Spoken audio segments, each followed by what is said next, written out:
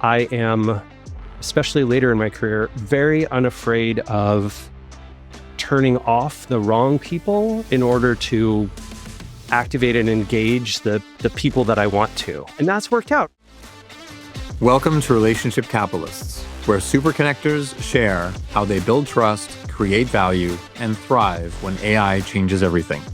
In a world where expertise is being commoditized, your ability to build and sustain high-value human connections is what sets you apart.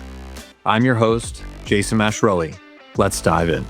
Welcome to Relationship Capitalists. I'm your host, Jason Masciarelli. Today, I'm joined by Rand Fishkin, co-founder and CEO of SparkToro, AlertMouse and Snackbar Studio, and the former founder and CEO of Moz. Rand has spent more than 2 decades building companies, communities, tools, and audiences across marketing, software, alerts, and now games. So today we'll explore why human relationships remain the ultimate differentiator in tech, and how audience understanding builds trust, and why relationship capital still matters as AI reshapes how companies grow, compete, and create. Let's dive in. Hey, Rand, thank you for joining today. I'm excited to have this discussion and to meet you for the first time as well. I've been enjoying your book, Lost and Founder, and looking forward to connecting and understanding your perspective on relationship capital. Yeah, my pleasure, Jason. Good to be here. Yeah, awesome. So I guess in terms of diving in, I know you've got several vectors you're working on right now. You've got a new book coming out, and you've got several companies that you're engaged in. So I'm curious, what's the biggest mission that you're focused on today, and how do you see that tying into helping people with their relationships in business?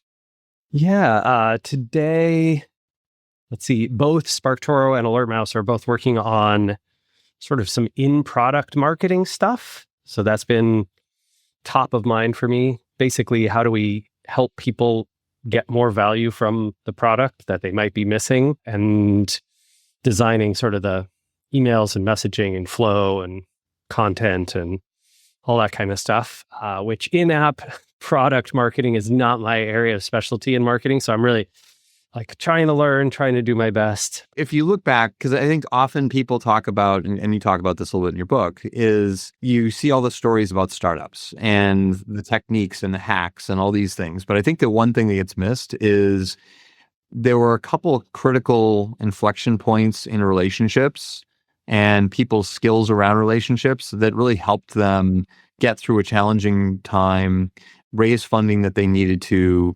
They got a critical customer deal done. And so I'm just wondering, as you reflect back on your entrepreneurial journey, were there any specific points along that you're like, hey, look, this was really I got through this because of my ability to connect with people, to build trust, and get through some of those challenging times?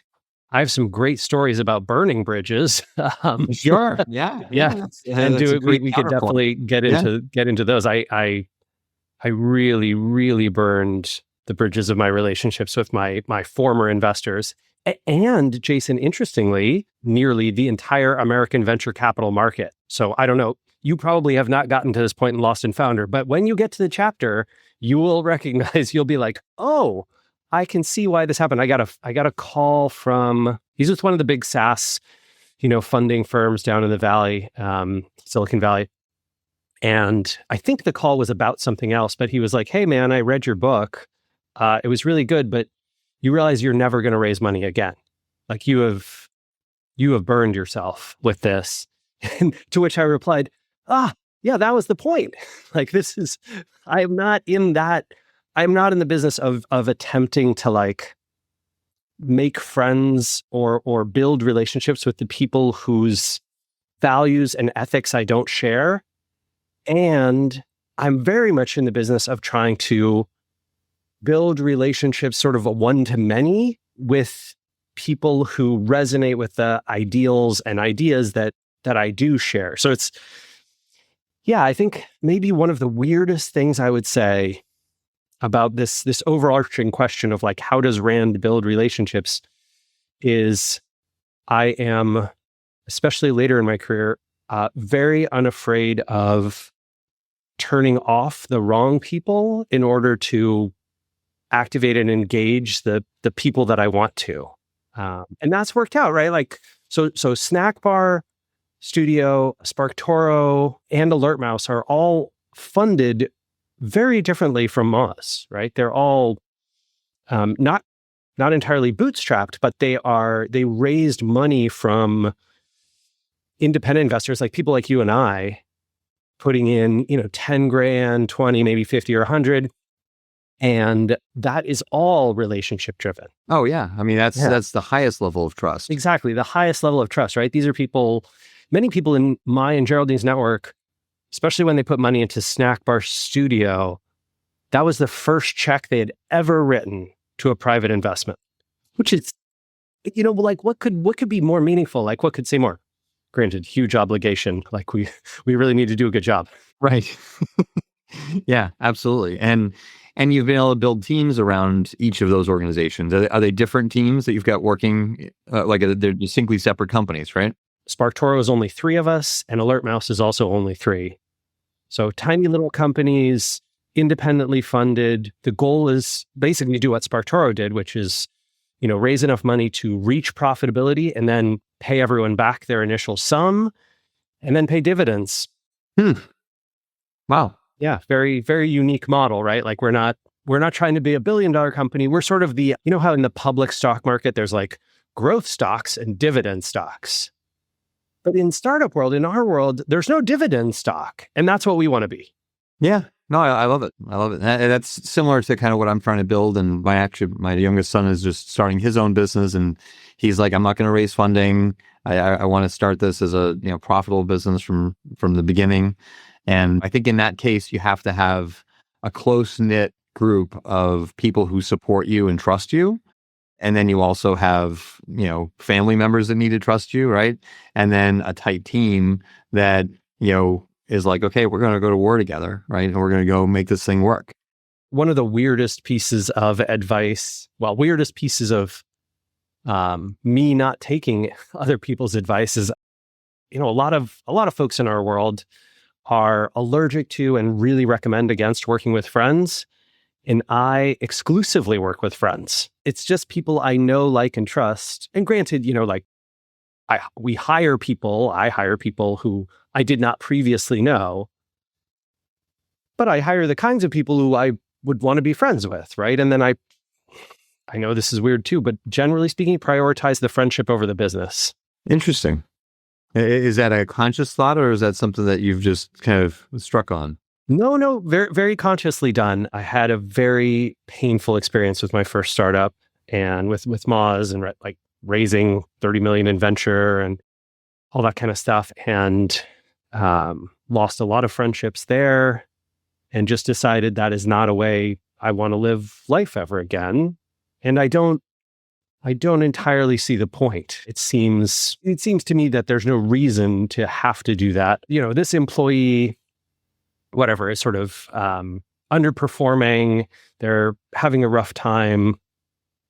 Let's prioritize the friendship first. The business can survive a few months with them not doing their best work. Like that's inconsequential, right? I'm not going to put them on a performance improvement plan and like have biweekly check-ins. No, it's like, hey, Casey's busy, taking care of his kids because, Lindsay's out of town. Like, who cares? So what? So the launch that we were going to do this week is going to be pushed 3 weeks. Oh no, our customers will survive, right? Like they'll still be excited about that feature in a few weeks.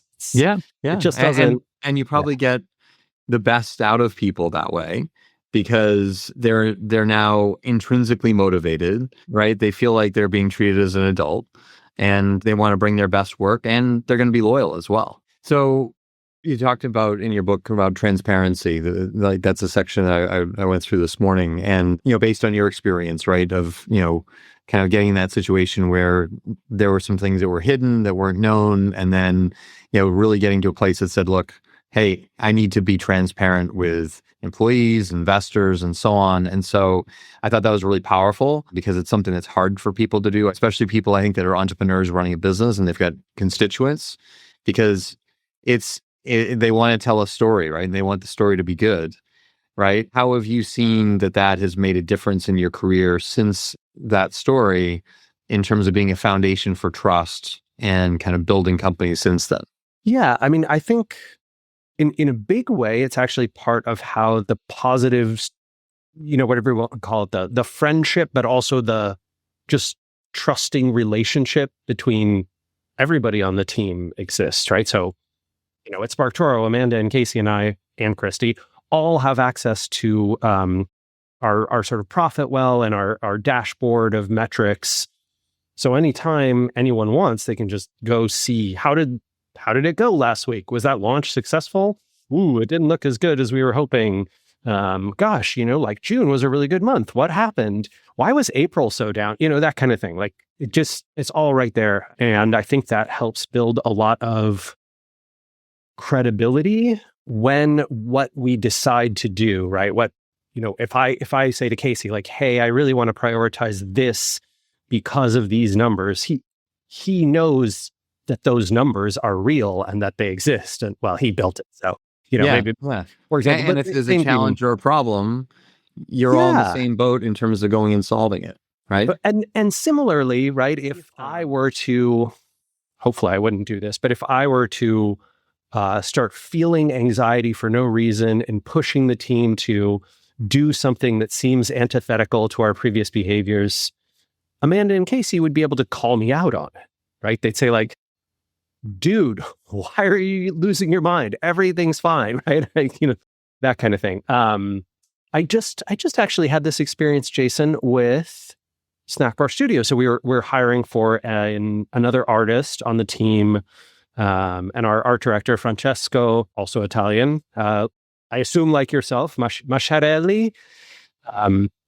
So Francesco is, leading this effort, and he sort of has these candidates, and we're getting on the sort of the all team calls with the candidates.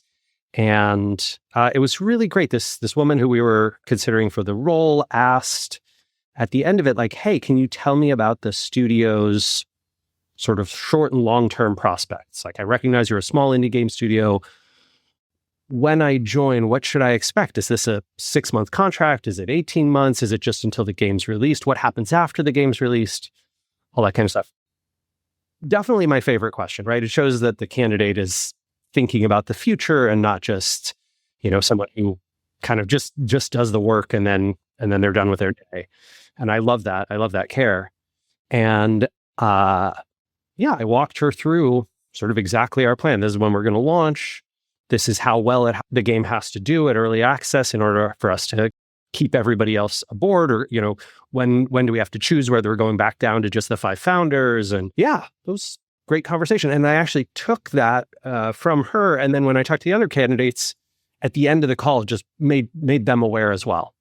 Because I didn't want there to be any messiness, right? You want to know what you're getting into. Yeah, absolutely. Absolutely. My reaction, I could be wrong, but it seems like you were very early in PLG, product-led growth, like way, way back before it was even a thing. Yeah, I still don't totally know what the acronym means. Yeah, a lot of people don't. But basically, like, as I was looking at kind of your background and story, like, when you started the SEO business, it was probably Moz, I think, when you first started, and you said, we had a free version, and then you had a paid version, and so on, and it was through PayPal. And I think that, while it's not one-to-one human relationships, what I'd found the thread through, and when I went through the onboarding process of AlertMouse, you basically are building a relationship with a person. And in that journey, you're kind of very clear and transparent on what they're going to get. And you set expectation, and you're allowing them to experience value and then get more value if they want to pay, and not feel like they're being sold or dragged into something that they don't want to be part of, like a hard sell. And so it feels like you've kind of been able to kind of crack the code a bit on how do you build a relationship as a product with a person. And it seems like you're probably very intentional about that, is the sense I got. Absolutely. I mean, I try to think, and I hope, Casey and my co-founders, Adam and Nathan at AlertMouse, like, we all try and very much think about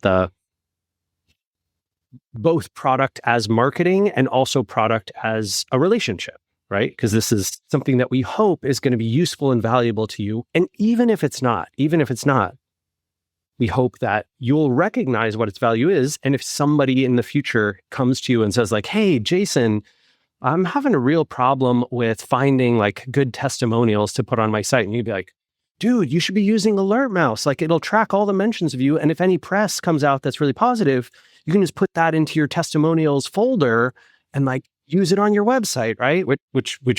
I use that for SparkToro. Like that's exactly where all of our, nice things people have said about us on LinkedIn and Threads and whatever it comes from. Great. So like now you're not a customer of the product, but you're an evangelist for it. Right. And I think that, look, we expect AlertMouse is going to take a long time. Like we expect it's the kind of company where 5 years from now, we hope it's profitable and doing really nicely and like has grown. But 5 months from now, it's probably going to be slow going, right? We're not throwing millions of dollars at, marketing and trying to like put Google Alerts out of business, although they seem to be trying to put themselves out of business with their poor product. Right. But yeah, seriously. But I do think the goal of a product creator is provide value, solve the customer's pain point, but then also make it clear and obvious what that pain point is and make it easy and frictionless to do that. Yeah, which is it's not easy, but you can feel you can feel the thoughtfulness there because it's like, hey, if you like this, you can pay us. If you don't like it, stay with the free plan. If you want to cancel, you're not locked in 12 months, right? And I think that's the difference when you go down the path of not having institutional funding as well, because you're not under this pressure to try to, just drive for the financial return, right? And, at SparkToro, we basically have the complete opposite. Like we email people, I think it's 3 days before your subscription comes due, 3 or 4 days. And we're like, Jason, your subscription is coming up. Your card will be charged in a few days. I know most vendors do not send emails like this, but we want to make sure that you're getting value. And if you're not, here's a handy button to just go cancel your subscription right now. And as a result, our cancellation rate is way higher than Moz's was. Like truly way higher. But our reactivation rate, like recidivism rate, where people come back again, it's almost 20%. Almost 20% of all our customers who sign up have been a customer before. And that is only the ones who use exactly the same email. So if you've like changed jobs or you used your Gmail before and now you're using your work email, it's probably 30, 40%. I don't think about lifetime value the way a venture investor thinks about lifetime value. To them, lifetime is lifetime of one subscription period, right? And to me, lifetime value is lifetime, right? It is the relationship that you will have with this business for as long as you and the business both exist. Yeah. Like, why do you think they cancel and then come back? Well, because, in SparkToro's case, I think it's two things. One is you don't need the value the product provides right then. Like they're not actually doing any active audience research. So if they don't need to do the research, then they need to save the money. Yeah. It's like if I'm not driving my car, I don't have to go to the gas station. Right. Yeah, right. Exactly. If your car's at home, right? Or like, hey, it's COVID, you don't need your gym membership, right? That kind of thing. Yeah. But also I think they come back because it tends to be very project based. Like, hey, I have a big whatever, we're doing a big campaign this year. We're doing a strategic overhaul. We're changing our branding. We're investigating new channels. Great. Let me go back to SparkToro. I had a good experience with them. The data was useful. And by the way, they treated me like a real person. Yeah. No, you're totally right. Because there are companies that I've gotten locked into and I can't get out of the subscription. And then once you finally cancel, you're like, I am never going back to that company. Yeah. Just, it's really... It's a horrible practice. And like, it's a breach of trust, and you wouldn't do that to a friend, right? It's a breach of trust. And in a reasonable society, it would be illegal. Right. Yeah. Interesting. So I guess as you see, you've kind of seen SEO and AI and all the things that are happening in the market. What do you think are some things that people need to think about differently today as they think about their personal brand and their kind of business relationships as AI and automation kind of take over? I don't think this is true for everyone, but I have noticed maybe a sort of 80-20 split among human beings in the B2B worlds that I operate in. And it's probably more like 95-5 in the video games world, where 80% of the people, right, the overwhelming majority, really dislike anything that feels like AI. Which is not to say that they don't use AI, right? That they'll go to ChatGPT and ask like, my knee's been bothering me. What do you think it could be? But they strongly dislike anything that sounds like AI in an email reply, or, they'll immediately be turned off by a blog post that is clearly written by AI. They see AI generated video and they just, want nothing to do with it, scroll past it, right? Low engagement rates. So there is a market. There's a market for the like hyperscale tech bro, like AI, everything on LinkedIn person. But that market is much smaller. And then there's the market of people who really despise and find that stuff distasteful. I don't know what that's going to be like in 50 years, right? People who grew up with AI, maybe they won't dislike it. Maybe they'll be fine with it. But I think as a result, the way that I am leaning is if we use AI for things, and we do, we can't make it feel like AI. Like the human element, right? The human touch has to always be on top. So if AI found some insights, great, we can put those in an email to you, but I need to write that email. Like that email needs to be human composed.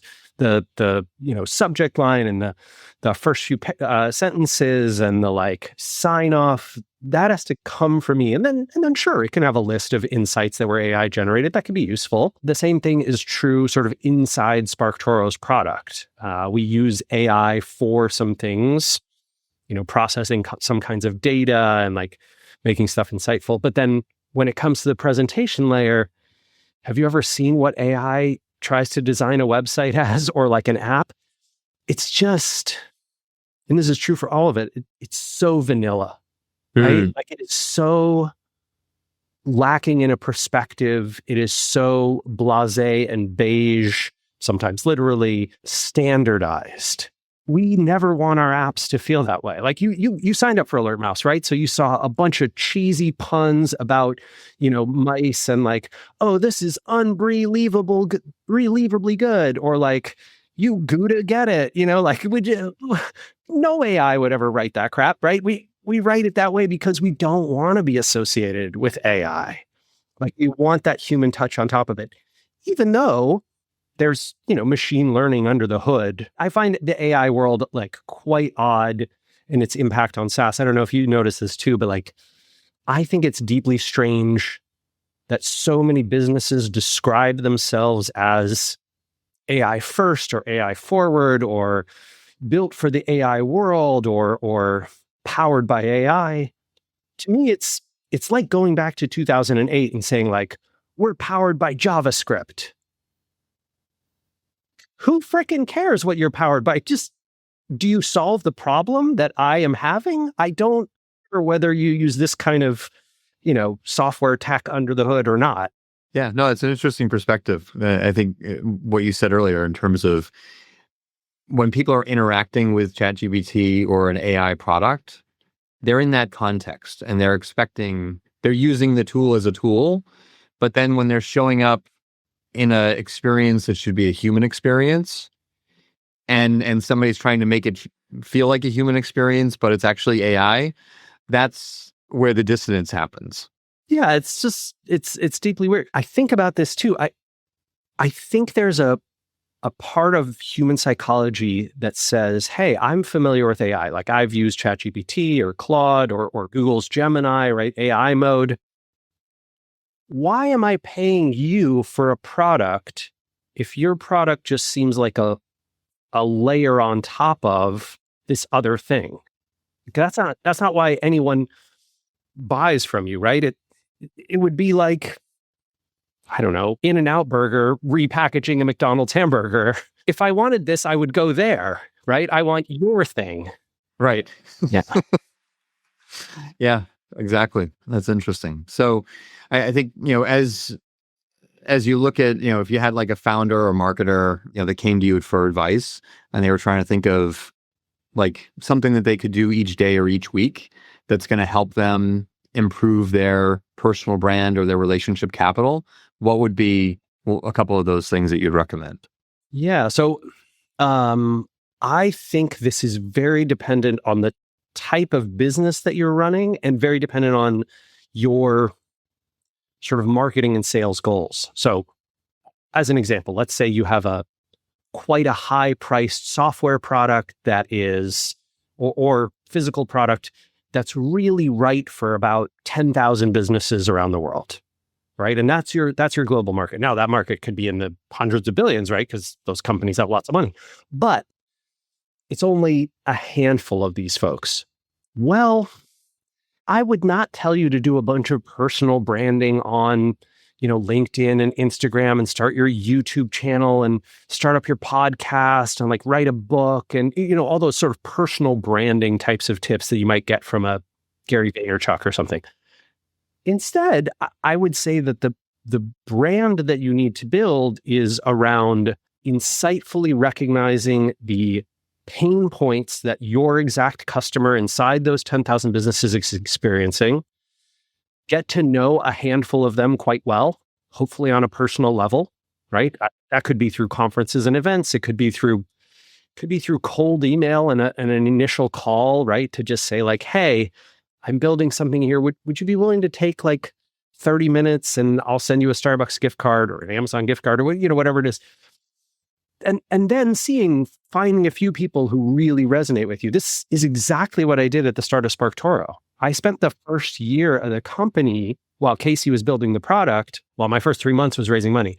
And then the next 9 months was just calls, right? Like this one, where I would be like, okay, Jason, can you tell me like when you're trying to figure out which social networks are popular with your audience and in what order, how do you do that right now? Do you care about that? Like, is that a problem you need to solve? And, all the things that SparkToro does, not just that one. But then that 9 months of research turned into a bunch of people that we've kept in touch with for years and, people who continue to contribute to what we build and, react to what they like and don't like in the product. For sure. Yeah. And it sounds like that community became like your kind of true fans that help shape the product. They're like your committed customers and influencers that, basically lead to your next customers and the next best features as well. Yeah, exactly. And that sad news is that so many founders I talk to, I think because it takes a lot of, I'm going to use the Yiddish word here, chutzpah. It takes a lot of chutzpah to start a company, right? Like you have to really believe in yourself and you're independent, especially in the United States, right? Where there's like no social safety net. And so I was panicked when I left Moz, I was like, oh my God, what about health insurance? Like, what if someone gets, Geraldine had brain surgery, which you'll read about in the book too. And I was like, oh my God, like it's going to be a nightmare. You have to be very courageous. And so I think part of that courage is falsely creating the impression among a lot of entrepreneurs that they're also product geniuses and they don't need anyone else's input.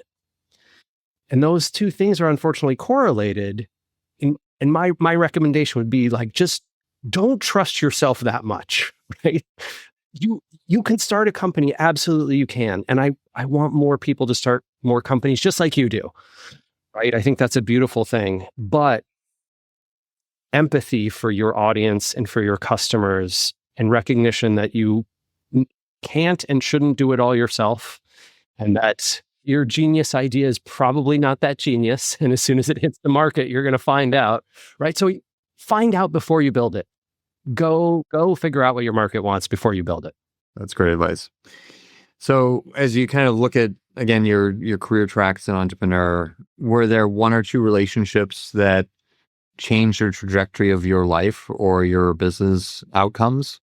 Yeah, absolutely. One of the most influential people in several ways early in my career was Dharmesh Shah from HubSpot.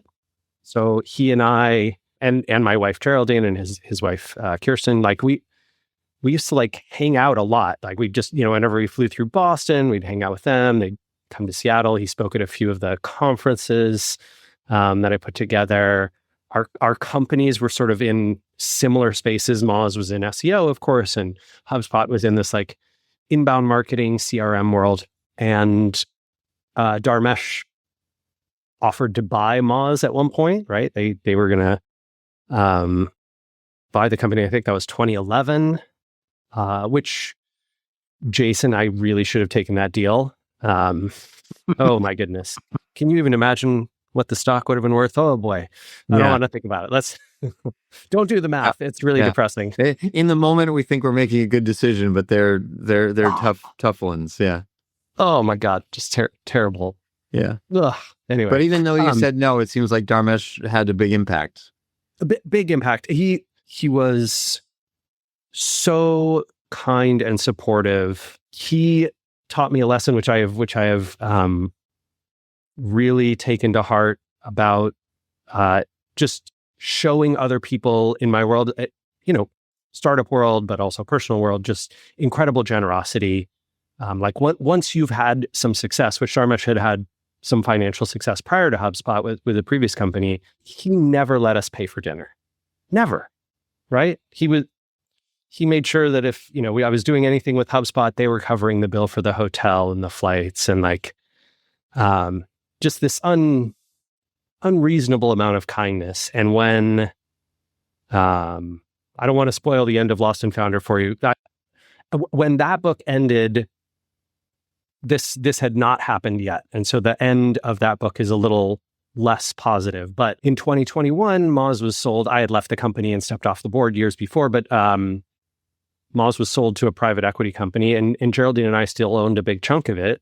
So we got, even though the deal was terrible, like not even 2x revenue, like the deal was terrible, but we still got a huge check, like a you won the lottery twice amount of money. It was just insane. Like for us, both of us grew up pretty broke and like, yeah.